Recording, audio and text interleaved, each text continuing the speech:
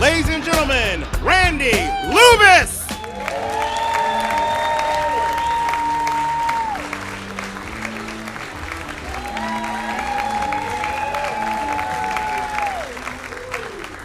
Thank you. It is nice to be here. Nice to see young people here. I just got done working a cruise ship. These are the oldest fucking people you've ever seen in your life. These are people who put off taking their vacation until their last week on Earth. Not only they were old, they were mean. You ever meet mean old people? You're nodding your head. What's your name right there? Carrie. Clap your hands for Carrie, ladies and gentlemen. She's had to endure mean old people. So you know what I'm talking about, right, Care? Oh, so you know mean, angry, irritable, upset, constipated old people. Try to make them laugh, Carrie, when they're looking at you like this. Give you an idea how bad they were. The 20-year-old assistant cruise director got more laughs calling bingo than anything in my entire show. Benign. Not malignant. Benign. And people were rolling in the eyes. Then I walked on stage. These people looked at me like I was R. Kelly at a middle school. Too soon? Like I was Scott Peterson at a Parents Without Partners meeting. Too soon? Like I was Harvey Weinstein anywhere. This one man sitting right where you are, sir, front center seat my whole show, not a smile, not a snicker, not a chuckle, not a nod. Turns out the man was dead. I cannot tell you how relieved I was. And I barely made it here. I did the stupidest thing, Carrie. I got home from that ship. I live in Santa Monica, California. I have taken a cab home from the airport 1,000 times. I did the dumbest thing. I got a coupon in the mail from Enterprise Car Rental. 1-day rental, $29.99. Now I know the taxi's $35, so I'm just gonna beat the system. Rent the car, and Enterprise got to drive me home. Well, I never have rented a car at the airport in Los Angeles, and it's a big airport, 7 terminals, and you have to go to another building to rent the car, and I get in the car, and it's under construction, and I get lost in the parking structure. Like an idiot. I'm driving, and I panic, and I finally see the exit, drove toward it, hit the car in front of it.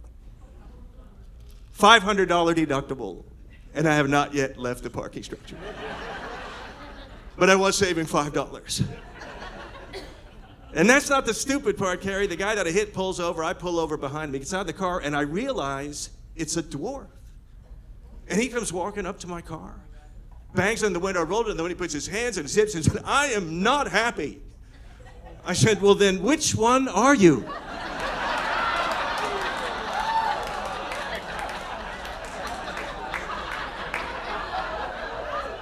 He was grumpy then, Carrie. I'll tell you that right now. And then to get to this show, it was another nightmare. I was supposed to fly into Sarasota Monday out of LA. I waited two different days. I missed flights, and finally I'm at the airport all day Monday. They put me on a red-eye flight to get here this morning. And it had to be an assembly of the most annoying human beings ever on one aircraft. 20 minutes in the flight, there's a noise ahead of me. Dink, dink, dink, and I can't figure out what this is. And finally I realized some ignorant moron was clipping his fingernails, sending these filthy projectiles flying through the cabin. Then a few minutes later, Carrie, in the row right in front of me, in the middle of this flight, this lady changes a diaper. Not on a baby, an elderly man sitting next to her. That's not right, Care Bear. A few minutes later, this other lady puts on nail polish. That's what we need in a tube of recirculating air. Toxic vapor. Thanks for the buzz, Cookie Puss. And what is with these people taking their shoes off on the plane? Why don't you just take off your pants and rub your ass on the headrest?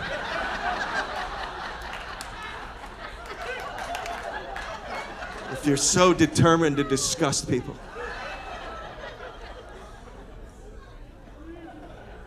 And let me ask this, when is enough of the silly announcements the flight attendants make? When are they going to figure we got it? Because I'm sorry, folks, but if you require operating instructions for your airline seatbelt, you deserve to careen into the aisle upon impact. Insert the metal plate. Slow down! Onto the buckle. I was going to tie it into a knot. Just boarding the plane is a nightmare, isn't it? Have you seen these imbeciles staring at the boarding pass like it's Chinese algebra?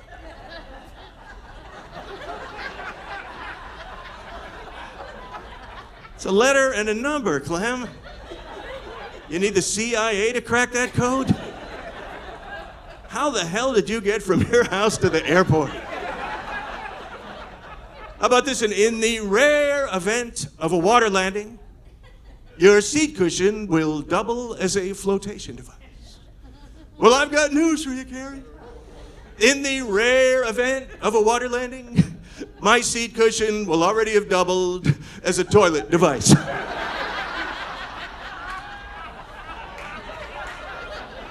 How's that for a floater? Drop the chalupa. Yo, Pops, hand me one of them diapers, please.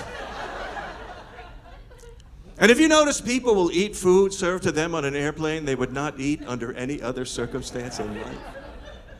I was on a flight, Carrie, I don't want to tell you which airline, but if you were to guess Delta, you'd be right. They served us a meal people in an Ethiopian prison who had just smoked pot would not have eaten. I'll give the stoners a moment to get that joke. And how many of you have been made to feel safer when they say to you at the airport, has anyone unknown to you asked you to carry anything onto this plane? What kind of Barney Fife question is that? I always look at it and say, as a matter of fact, a man with a turban just asked me to carry this ticking package. And I thought I'd wait until someone asked me about it before I said anything.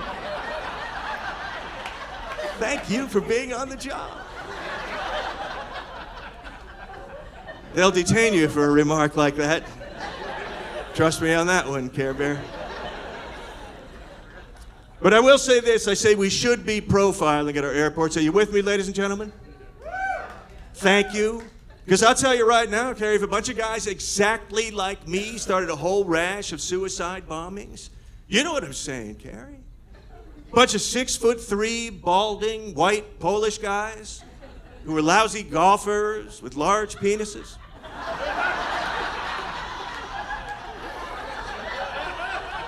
This man knows what I'm talking about. Right there, take a look, Carrie. There is a man who goes to the company picnic and runs the three-legged race alone.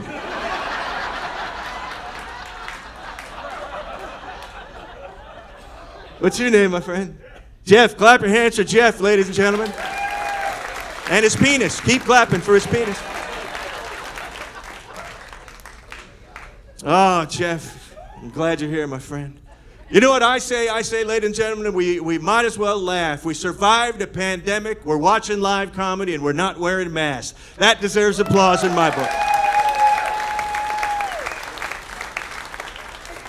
And I want to talk for a minute about what I call minor irritations. Not something I'm willing to die on a hill for, Jeff. A minor. In fact, I got two of them. Number one, I don't like it when someone calls me boss in a situation where I'm not their boss. It just seems a little arrogant to me. And number two, I don't like it when I say thank you to someone. And instead of saying you're welcome, they say no problem.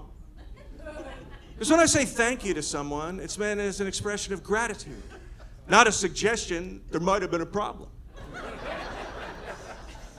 So sure enough, a couple weeks ago, I had to go to Home Depot to purchase a few items. I get to the register, young guy standing there. I paid for the items, he handed them to me. I said, thank you. He looked at me and said, no problem, boss. Now I'm thinking to myself, I'm pretty sure you work here. You're wearing a name tag. Why would that have been a problem to hand those to me? See, no problem is the correct response when someone apologizes to you for a minor transgression. For example, Carrie, if I bumped into you, I'd say, I'm sorry, and you'd say, no problem, right? So now this kid at Home Depot is making me feel like I owe him an apology for initiating an activity which resulted in him having to do his job. So sure enough, a couple days went by, and I realized I forgot some things. So I had to go back to Home Depot, get to the register, same kid is there. Only this time, when he handed me my merchandise, I didn't say thank you. I looked at him and said, problem solved. And he got a frightened look on his face and looked at me and said, thank you. And I looked at him and said, no problem, boss. And then his head exploded. But speaking of the pandemic, I'll tell you how my wife and I survived the pandemic. We watched everything you could possibly watch on Netflix. Did any of you do that? And no matter how stupid it was, we'd watch the first episode and feel like we were invested. So we'd keep watching no matter how dumb it was. We watched this one show called What If? Now the premise of What If is Renee Zellweger portrays a billionaire capital venturist. This married couple shows up. The woman has created a medical technological breakthrough, but she needs startup money. She pitches the idea to Renee Zellweger. Renee Zellweger agrees to give her $80 million with one provision. The provision being that Renee Zellweger gets to sleep with the woman's husband. Now I'm sitting next to my wife watching this. And I looked at her and I said, honey, for $80 million, would you allow Renee Zellweger to sleep with me? And she looked at me, and a tear came to my eye when she said, I'd have to get the money up front.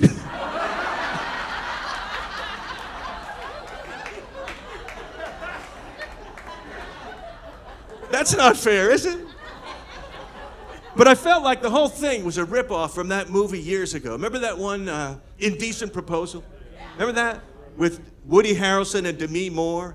And the question was, would you let your wife sleep with Robert Redford for $1 million? Of course I would. For $1 million, I'd let her sleep with Bernie Sanders.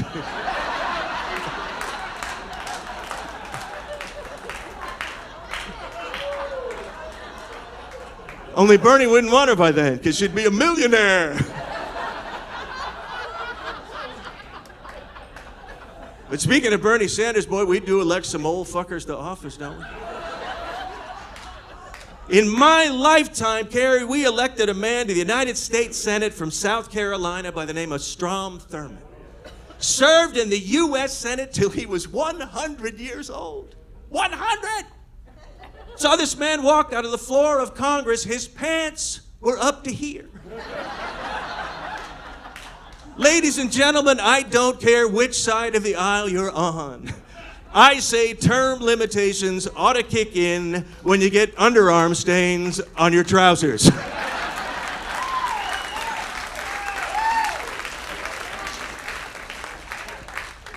Well, Joe Biden was no spring chicken. He did get to nominate one Supreme Court justice. My favorite Supreme Court justice, Justice Sotomayor. First time I heard her name, I thought they said sodomy whore. I'm thinking, no way! Paris Hilton on the Supreme Court? That's hot. All right, let me ask you this. Who in this room besides me is getting a little bit tired of pharmaceutical companies advertising on television? Have you ever been watching the commercial, you can't figure out what the disease is? That happened to me, Carrie. I watched this one commercial, I bet I saw it 50 times before I could figure it out. On this particular commercial, there's a guy sitting at his kitchen table. Sitting with him at the kitchen table is Abraham Lincoln, a skin diver with a big metal diving helmet on, and a giant talking beaver. Now, you watch the commercial long enough, you realize the guy suffers from insomnia. And those three things are supposed to represent his dreams.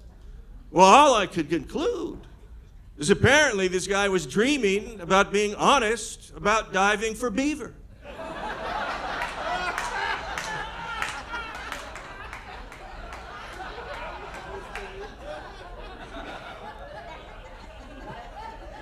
How about this? Have you heard about the pill that's supposed to keep you from kicking your legs uncontrollably when you sleep? Restless leg disorder? When did that become a disease? I'm glad they diagnosed it, because for 20 years I thought I was snoring. Turns out I don't snore at all. My wife's got restless leg disorder. I'm rolling over for no reason whatsoever. And I'll tell you right now, Carrie, I can happily make it through my dinner without the knowledge that we got enough people in this country with rotten, fungus, yellow toenails. It is necessary to advertise a cure for this every 5 minutes on TV with this horrifying little animated creature that wants to bury under my nail bed. And Carrie, if your allergies are so bad, you are willing to risk uncontrollable diarrhea. Carry 2 hankies, Care. A sneeze could be disastrous.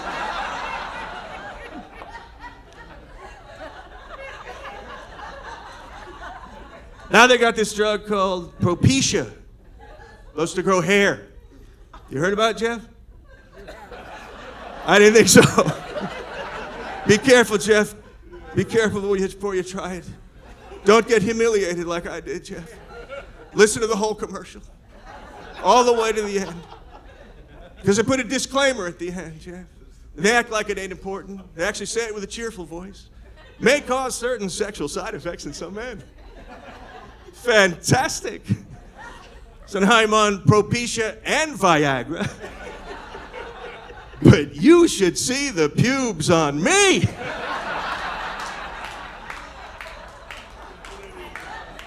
Like a fox pelt. Carrie knows where Brer Fox is hiding. What's your name? Jim. Oh, Jimmy. Now there's a competitor to Viagra, Jim. Yeah, this drug called Cialis. And this is a bad one, Jim. Because this one comes out at 8 o'clock at night when you're sitting next to your grandmother. And the announcer says, an erection of 4 hours may require medical attention. Just my luck, that would happen to me. And I'd have to waltz into an emergency room with a hat, my wizard's hat,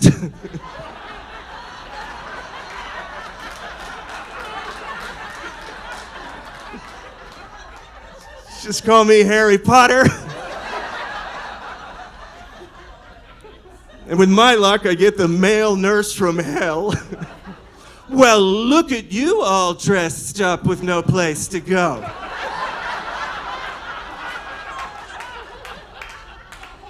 It says you're a comedian. Is that a microphone in your pocket? Or are you just happy to see me? Ring toss, anyone? What kind of medical attention would they give you, Carrie? Guess they'd have to call in the head nurse.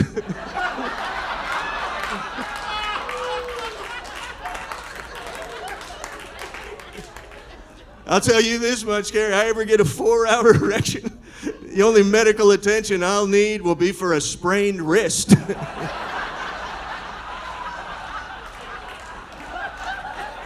Jeff knows what I'm talking about. Right there's the carpal tunnel kid, ladies and gentlemen. His right arm's twice as long as his left. Like a big old fiddler crab sitting there.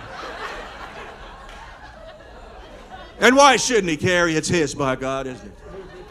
Well, you'd be the last person in this room to tell Jeff he couldn't pet his puppy, wouldn't you? Tell him, say, go ahead, Jeff.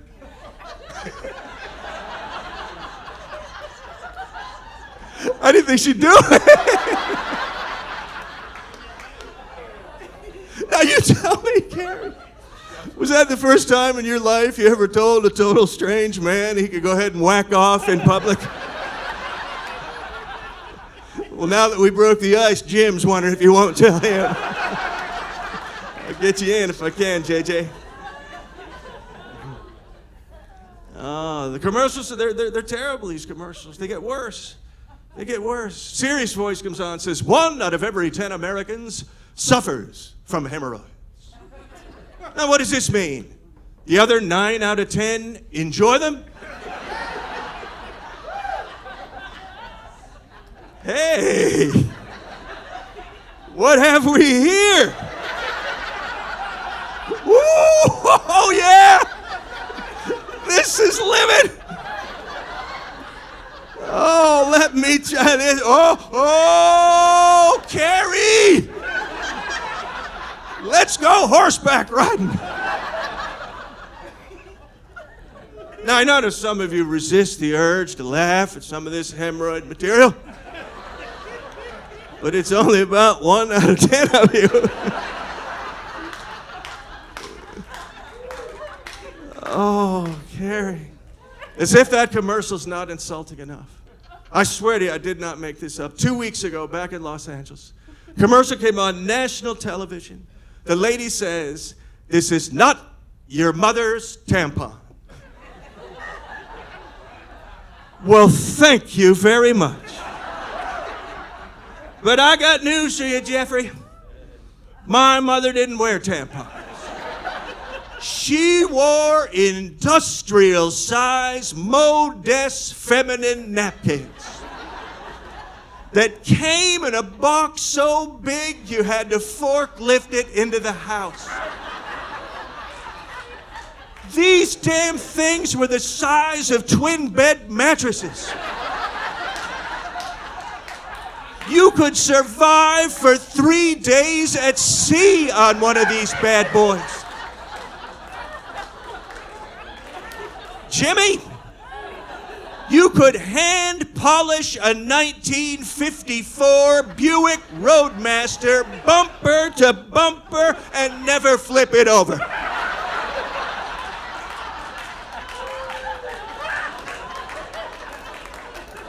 And my poor mother's only 5'2", with this big monster strapped onto her, bumping into furniture. She could have played goalie for the Pittsburgh Penguins. All 3 periods.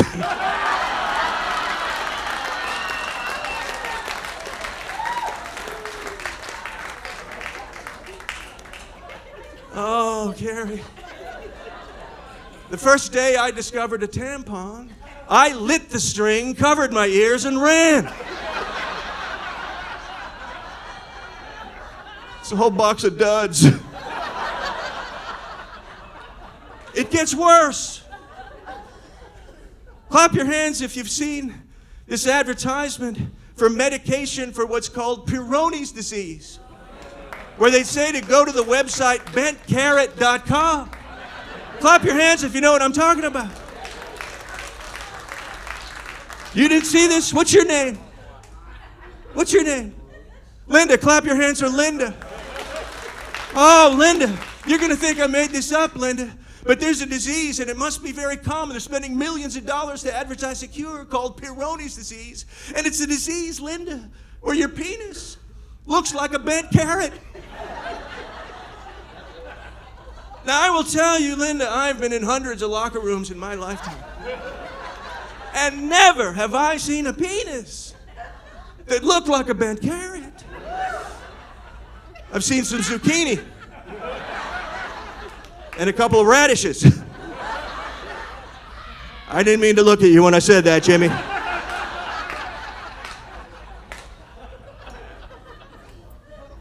It gets worse. Clap your hands if you've seen the commercial for this product called Lumi, full body deodorant. Full body deodorant. Deodorant for your private parts. Deodorant for your thigh folds. I don't even know what thigh folds are. Who's got stinky thigh folds? Deodorant for your butt crack. Who's using deodorant in their butt crack? Carrie, are you using deodorant in your butt crack? I'm not making this up. The lady on the commercial, she actually says this. She says after 12 hours, the average crotch scores a 5 out of 10 on the odor scale. Who's scoring the odors? Is there a room full of crotch sniffers somewhere? How do you get a job as a crotch sniffer? That's good work if you can get it. I'll tell you right now, Jeff. You want to get a job as a crotch sniffer, my friend? You better have some discriminating nostrils, I'll tell you that right now. You better have a well-developed olfactory lobe, my friend, if you can discern the odor of a crotch on a 10-point scale. You need some finesse for that, Jeff. I picture a room full of very serious people wearing white lab coats.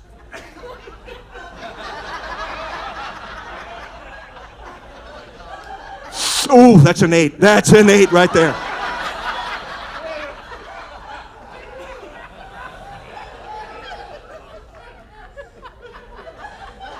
Hey, what happened to Harry? He got 2 9s and a 10, had to take a break.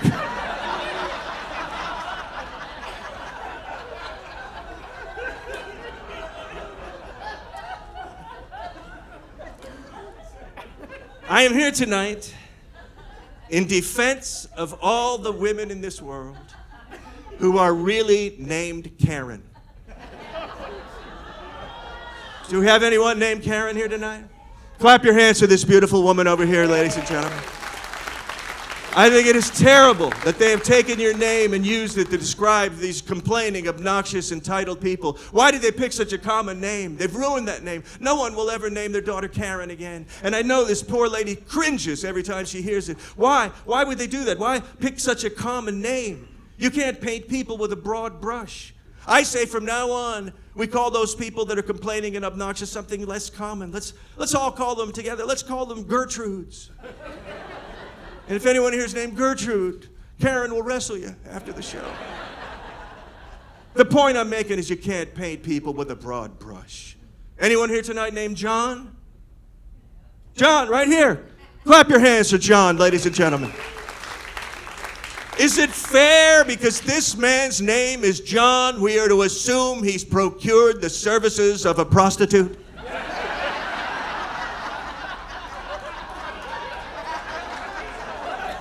You're not under oath, John. Don't worry. You can't paint John with a broad brush. Where's Susan tonight? Where are you, Susan? Back over here. Clap your hands for Susan. I see you. She has to endure it every Thanksgiving when they put that spinning plate on the table, called a lazy Susan. For all we know, she could be a real go-getter.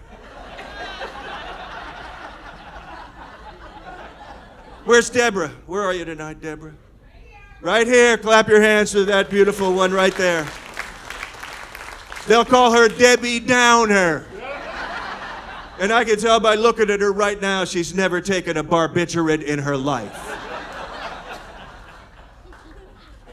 Where's Edward? Edward? Back here. Clap your hands. I see him. Right there. He put his hand up. Edward. He's got it worst of all, Carrie. His friends call him Ed. Is it fair that his nickname is the abbreviation for erectile dysfunction? For all we know, he could get the boners of a 20-year-old. My name is Randy. In England, that means horny. Okay, you can paint me with a broad brush. Some people choose to be painted with a broad brush. Anyone here named Richard? There are people in this world named Richard who decide they don't want to be called Richard. They want to be called something else. And they don't pick Ricky or Rich or Rick. At some point in their life, they have an inner monologue saying, gee, if I just had a nickname, which is slang for a jerk or a penis. Call me Dick. Why? Other people don't do that, right? Carrie, you never had someone come up to you and say, hi, my name is Scott, but if you don't mind, call me Scrotum.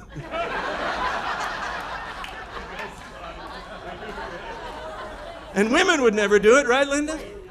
You never had someone say, hi, I'm Vanessa, but my friends call me Vag.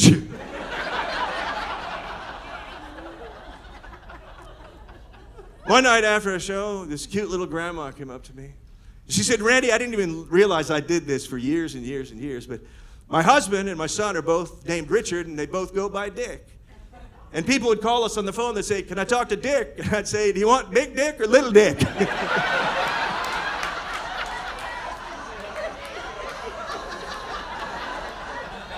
Her husband loved it.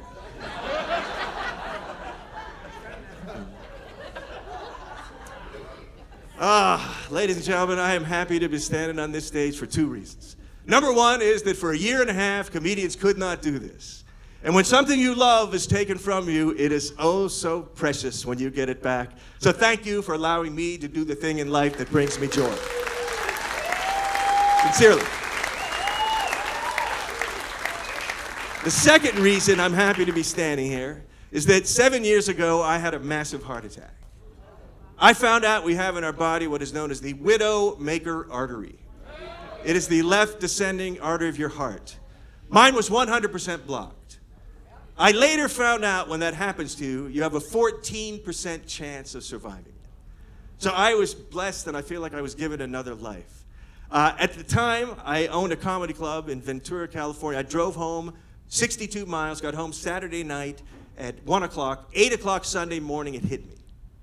My wife jumped up, grabbed 2 aspirin for me to chew, called paramedics, got me an ambulance, got me in the hospital, put in a stent, saved my life so I could stand here with you tonight. True story. True story. Now, they say the pain of that heart attack is as if an elephant stepped on your chest. Have you ever heard that? This was worse. Picture New Jersey Governor Chris Christie riding an elephant that stepped on your chest. And I'm laying on that stretcher, Jeff, thinking to myself, this is the most pain a human being could ever possibly endure. And right at that point, they put in a catheter. Luckily, they had an extra long with an extension.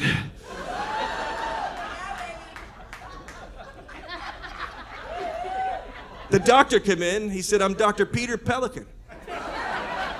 That's the man that saved my life, my cardiologist, brilliant doctor, Dr. Peter Pelican, before I could even think of a limerick. He looks down and says, why does this guy have a catheter? He didn't need a catheter.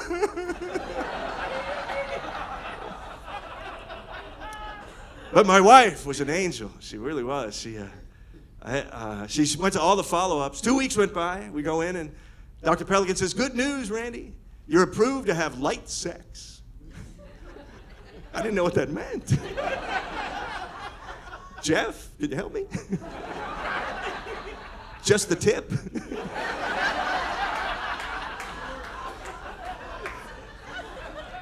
But I think you can safely say my wife saved my life that day. Wouldn't you agree?